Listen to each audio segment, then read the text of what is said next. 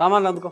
గెలుస్తా బాబాయ్, ఎలాగైనా కేసు నేనే గెలుస్తా. ఒరే నీకు అసలు మేధస్సు లేదు, నువ్వు కోర్టులో మాట్లాడంగానే తెలిసిపోతుంది. నీకు మేధస్సు లేదన్న విషయం తెలిసిపోతుంది.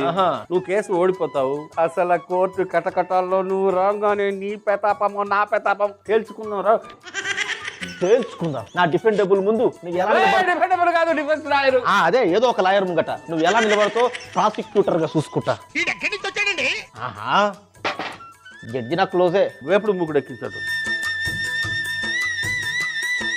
ఇదిగో వెలిగించు, పోయి వెలిగించు. Your honour. ప్రాక్టీస్ చేయాలి.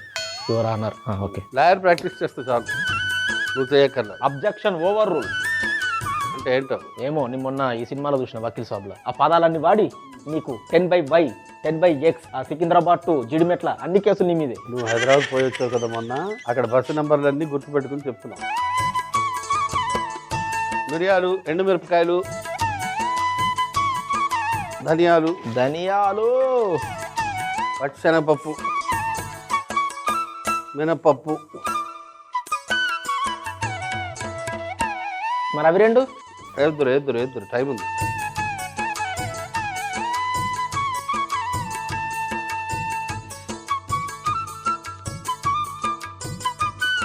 ఈ రెండు పచ్చిగానే వేయాలి. అవి కొంచెం వేయించి ఇందులో వేసుకుంటే చాలు. ఎందుకు దాన్ని పచ్చిగా మరి ఒక్క రెండు మాత్రం? అదే దాని గొప్పతనం, అదే దాని ప్రత్యేకత.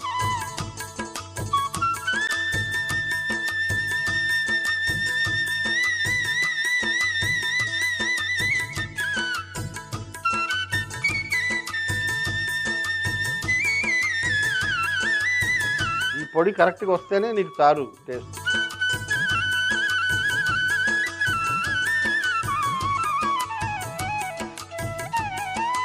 సరే పోయి కట్టేయాలా?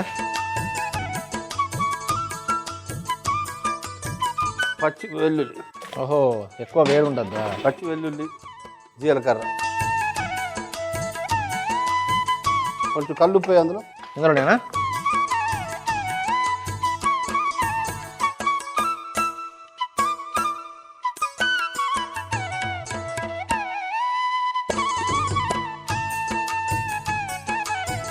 పళ్ళెం చల్లార పెట్టాలనా?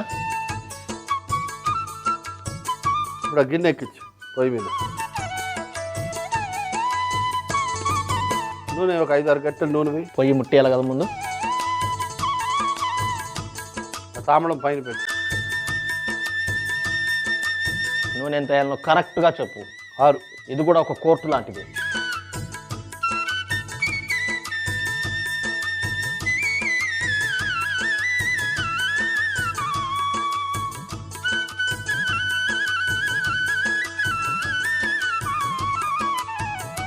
సేమ్ గట్టి వాడతావు, మారుస్తావు? ఎందుకు అదే కరెక్ట్ వాడతా.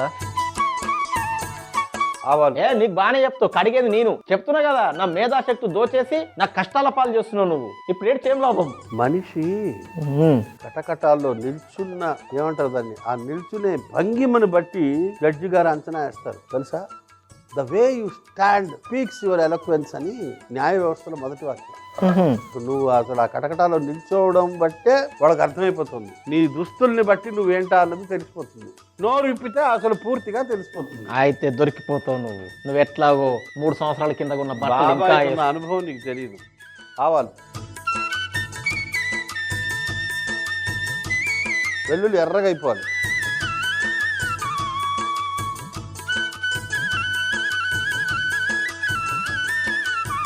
కోర్టులో ఇంత ఉంటుందా?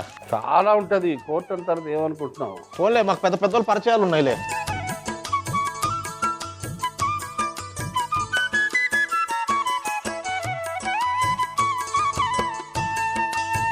మన ఊరు సర్పంచ్ చెప్పి తింటాడా జడ్జి? ఎవరు చెప్పినా వినరు. చట్టం పుస్తకాల్లో ఏదైతే ఉంటుందో దానికి అనుగుణంగానే వెళ్తారు అంతే.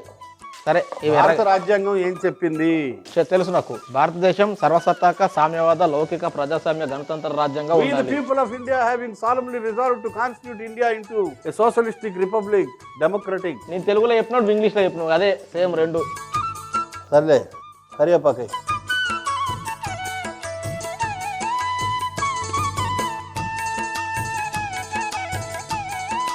పచ్చిమిర్చి కొంచెం వేయించు.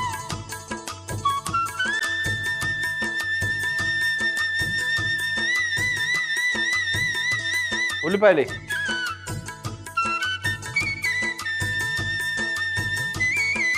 ఉల్లిపాయలు. ఉప్పు ఎంత వేయమంటావు? కొంచెం ఇందులో ఆల్రెడీ వేసాం కదా.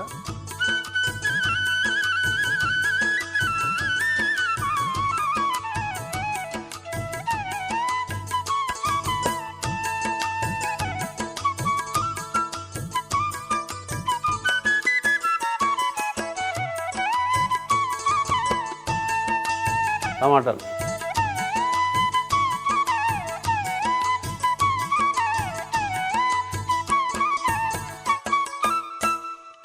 పసుపు వేసి కలుపు.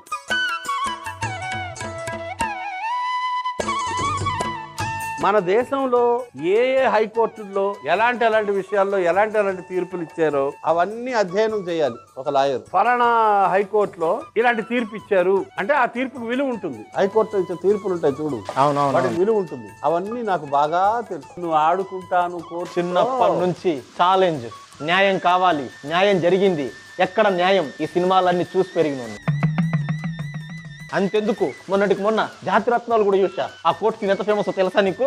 నాతోనే న్యాయ పోరాటం చేద్దాం అనుకుంటున్నావా? వకీల్ సాబు, పింకు, తెలుగులో చూసినా, హిందీలో చూసినా, జనగణమన, ఇన్ని సినిమాలు చూసినోని. నా ఫ్రెండ్ హీరోగా చేసిన సప్తగిరి ఎల్ఎల్బి కూడా నేను చూశాను. నాకు తెలిసిన సెక్షన్లు, నాకు తెలిసిన సీన్లు నీకు తెలుసా? మొన్నటికి మొన్న జనతా అయితే గనక, అది కూడా కోర్టు సినిమాని.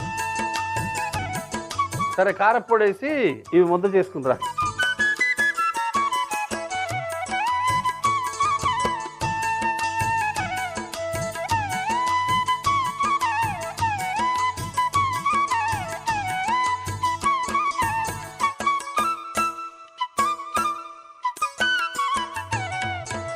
ఈ చింతపండు జలాలు వేసి ఒక 10-15 నిమిషాలు అలా ఉడికితే సరిపోతుంది. ఈ లోపల ఇది పొడి చేసుకుంటారా. పోయానా?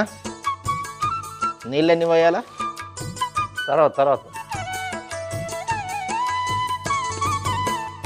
తర్వాతనే పోస్తా. నువ్వు చెప్పినట్టు నేనెందుకు చేస్తాను అనుకుంటా. సరే అయితే, అసలే నీ మీదనే కేసు వేసిన. సరిపోద్దులే, కొంచెం వేద్దాంలే ఒప్పుసారు. కానీ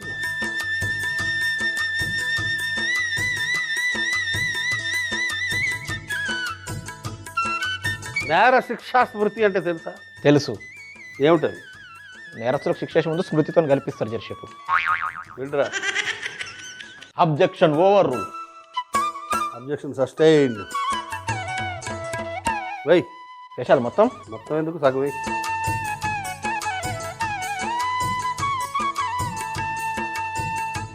ముప్పావు చాలు వెల్లుల్లి కారం, ఒక సగం జగ్గు నీళ్ళే. ఈ వెల్లుల్లి కారం అన్నంలో కలిపి బాబా ఆహా ఎంత బాగుంటుందో.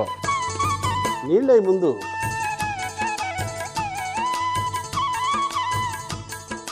ఇగో ఈ మాత్రం నీళ్ళు చాలా. వెయ్యి చాలు.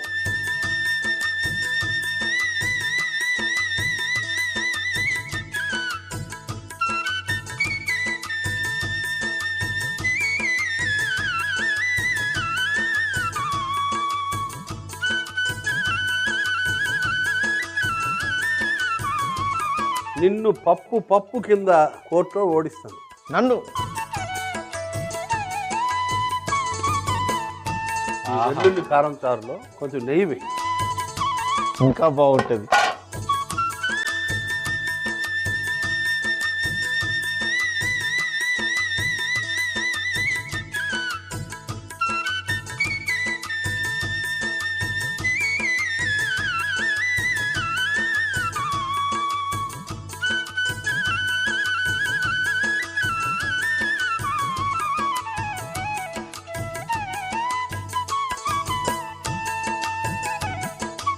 పింగాణి పాత్రలో చారు మార్చి ఇప్పుడే మార్చేసి వెల్లుల్లి కారం చారు తొందరగా వడ్డించి కోర్టులో తేల్చుకుందాం.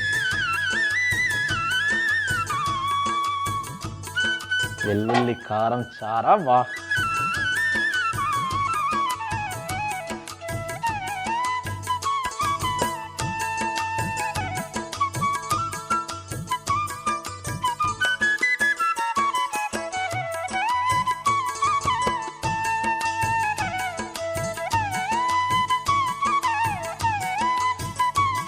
కలుపుతుంటేనే సువాసన ఎంత బాగా వస్తుంది.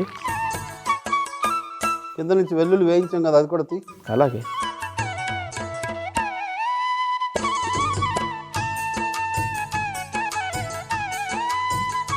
అది ఏరుకుని తినాలి.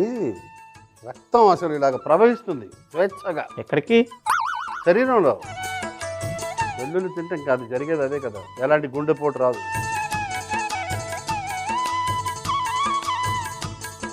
స్వల్ప కొత్తిమీర జల్లు.